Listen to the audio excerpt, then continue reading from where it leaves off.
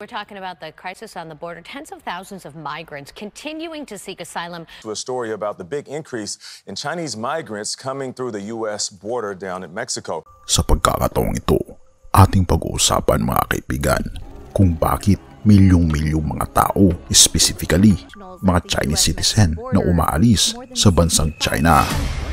At bakit nga ba sa first quarter pa lang ay 65 million na mga Chinese ang umalis sa China na nangangamba ang gobyerno ng China dahil tila baga ayon ng mga Chinese ang patakaran at sistema ng gobyerno ng bansang China. At ang China ang isa sa may pinakamalaking immigrant na nangingibang bansa para lang lumayo sa bansang China. Ating itong pag-usapan mga kaibigan.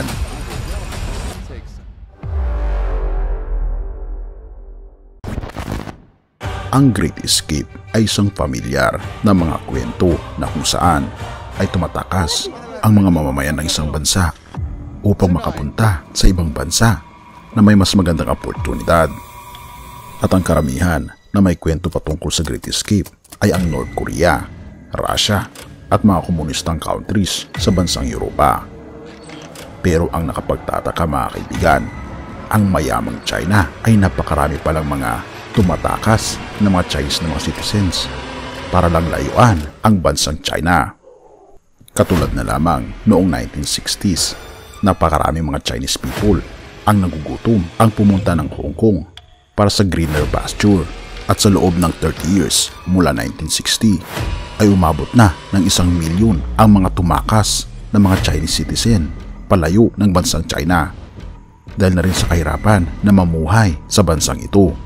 Una na dito ay ito ay komunistang country. Pangalawa ay dahil walang masyadong oportunidad sa mga taong mahihirap na lalo silang nagugutom dahil puro na lang pahirap ang nararanasan ng mga mamayan sa China. Ang isa pang katanungan dito, ang China ay mayaman na. Ngunit bakit kaya hindi nila ma-retain ang mga tao na nandito sa loob ng China? Aminado tayo na ang bansang China noong unang panahon ay mahirap din na bansa na katulad din ng Pilipinas. Ngunit bakit na mayaman na ang bansa ay marami pa rin ang umaalis sa bansang China? Ayon sa United Nations, isang statistics ang nagpapakita na sa taong 2021 ay napakaraming mga refugees na mga Chinese sa iba't ibang parte ng mundo na umabot ng 118% globally. Ibig sabihin, sila ang mga Chinese people na walang tirahan na nakatira sa mga refugee center. At ito ay umaabot ng 117,000 na mga Chinese ang mga refugees sa iba't ibang dako ng mundo. At makikita natin mga kaibigan na ito ay 8 beses na mas malaki kaysa sa huling leader ng bansang China na umupo noong 2012. Ibig sabihin, mas madami ang naghirap noong umupo na si President Xi Jinping bilang leader ng People's Republic of China. At ang Great Escape na ito mga kaibigan ay katulad ng pelikulang The Great Escape na kung saan tumatawid ang mga tao sa mga borders para lang makapunta sa ibang bansa. At ito ang nangyari mga kaibigan sa bansang China. At halos 6,500 na mga Chinese ang nahuhuli dahil sa illegal na pagkocross ng borders ng China.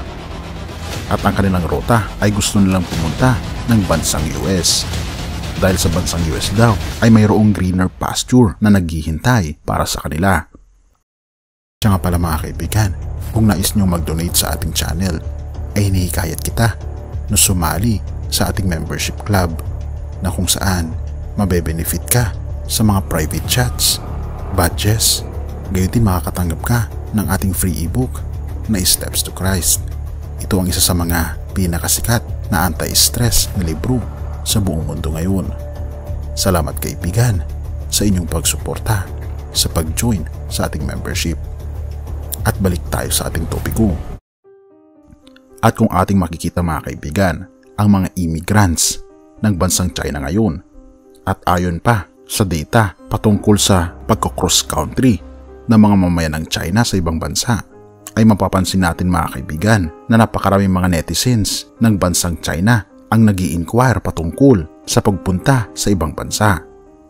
Umaabot na ito ng halos 49,196,000 o umaabot mga kaibigan ng 150% ang mga gustong umalis ng bansang China. At ito ay nakakagulat para sa bansang China na ubod naman ng yaman na sinasabi nila. At makikita natin dito sa WeChat, requirements for moving to Canada ay umaabot mga kaibigan ng 2,846% na pag-angat ng paghahanap sa mga websites.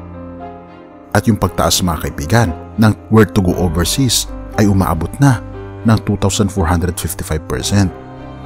At makikita natin mga kaibigan, ang pagtaas ng mga citizens na gustong umalis ng China ay makikita natin sa chart ay ang bansang Shanghai, Tianjin at Guangdong. At ang top 3 na pinakagustong puntahan ng mga Chinese ay ang bansang United States, Canada at Australia. Ika pa sa isang report, binabanggit niya dito, in the first quarter, the National Immigration Authorities checked 65.065 million departures, including 32.351 million for mainland residents, 29.488 million for residents of Hong Kong, Macau, and Taiwan, and 3.226 million for foreigners. Ngunit hindi pa naman nakikita mga kaibigan kung itong 65 million na mga umaalis sa bansang China ay mga turista ba o mga citizen ng China. Ngunit ganun pa man, napakalaki mga kaibigan na pag-angat ito sa mga estatistika na ating nakikita sa bansang China. At ang numerong ito ay nagbigay takot sa ibang mga citizens sa bansang China. Ika pa ng isang citizen ng China. Sabi pa niya dito, suddenly, 65 million people are leaving China. Why? Is there something big going on? 65 million people, ika pa niya mga kaibigan, na siya'y nagtataka kung bakit 65 million na mga tao ang umaalis sa bansang China. You should know and understand how huge that number is, ika pa ng isang citizen. It's as many as the combined population of Beijing, Shanghai, and Guangzhou. Kaya kung ating mapapansin, ang tatlong malalaking mga syudad na ito ay tilabaga nawalan ng tao dahil sa laki ng mga immigrants na umaalis sa bansang China. 65 million people is just for the first quarter, 3 months. So why such a high number? Ito pa ang tanong ng isang citizen. Kung ating mapapansin mga kaibigan, ang increase ng mga immigrants sa bansang China noong 2022 ay umaabot ng 0.79% increase mula 2021. At hanggang ngayon hindi pa rin nagbabago ang percentage ng increase na ito hanggang sa taong kasalukuyan. Ibig sabihin, hindi pa bumababa ang percentage ng mga nagmamigrate na mga Chinese people sa ibang mga bansa. At ang isa sa mga rason kung bakit ito nangyayari ay karamihan kasi ay walang bilib sa leadership ni President Xi Jinping dahil pinapalakas lang ni Xi Jinping ang kanyang sandatahang lakas. Ngunit hindi niya talaga napapalakas ang mga mahihirap na mga mamayan ng bansang China at hindi fair ang trato sa mga mahihirap at sa mga mayayaman sa bansang ito. Kaya naman naghahanap ang maraming mga Chinese sa ibang bansa ng ibang opportunity dahil mas gusto nila ang patakaran ng mga gobyerno na hindi komunista. Dahil totoo nga namang napakahirap mamuhay mga kaibigan sa isang bansang komunista na wala kang kalayaan sa kung ano ang nais mong gawin. Walang kalayaan sa relihiyon, walang kalayaan sa pananampalataya, at walang kalayaan sa mga gustuhin mong gawin para maitaguyod ang iyong pamilya. Ngunit ito ang good news mga kaibigan dahil mayroong isang kaharian na magbibigay sa atin ng tunay na kapayapaan at tunay na karangyaan na wala ng paghihirap kundi punong-puno ng kayamanan at punong-puno ng kasiyahan. Ito ang kaharian ng ating Panginoon Diyos. Lagi nating tatandaan na hindi tayo tagalupa kundi tayo talaga ay tagalangit mga kaibigan. Filipos 3 verse 20 to 21. Subalit sa kabilang dako, tayo ay mga mamamayan ng langit. Mula rooy, hinihintay nating may pananabik ang Panginoong Hesukristo ang ating tagapagligtas sa pamamagitan ng kapangyarihang ginamit niya sa pagpapasuko sa lahat ng bagay. Ang ating katawang may kahinaan ay babaguhin niya upang maging katulad ng kanyang katawang malulhati. Tunay nga mga kaibigan na ang ating mundo ay hindi talaga ito ang ating tirahan, dahil ang ating Panginoon ay may naihanda na isang kaharian sa langit, na ito ang ating permanente na bayan, at ang ating katawan ay babaguhin niya ng isang katawang immortal na mananahan kapiling ng ating Panginoong Diyos magpakailan pa man. Ang tanong ay, nais mo ba mga kaibigan na makampilang sa bayang ito? Tayo manalangin. Ama naming banal makapangyarihan naming Diyos, tunay nga Panginoon na kami ay mga estranghero lamang sa lupang ito, dahil ang tunay naming bayan ay walang iba kundi sa langit na bayan. Nawa Panginoon ay tanggapin niyo po kami na maging karapat dapat nawa kami sa inyong banal na harapan, at upang makapiling po namin kayo sa langit na bayan. Salamat Panginoon sa inyong pangako, at salamat Panginoon na kami Panginoon ay aalagaan po ninyo hanggang sa sandali na kami po ay makapiling po ninyo dyan sa langit na bayan.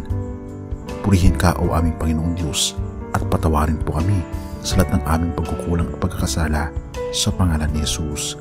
Amen.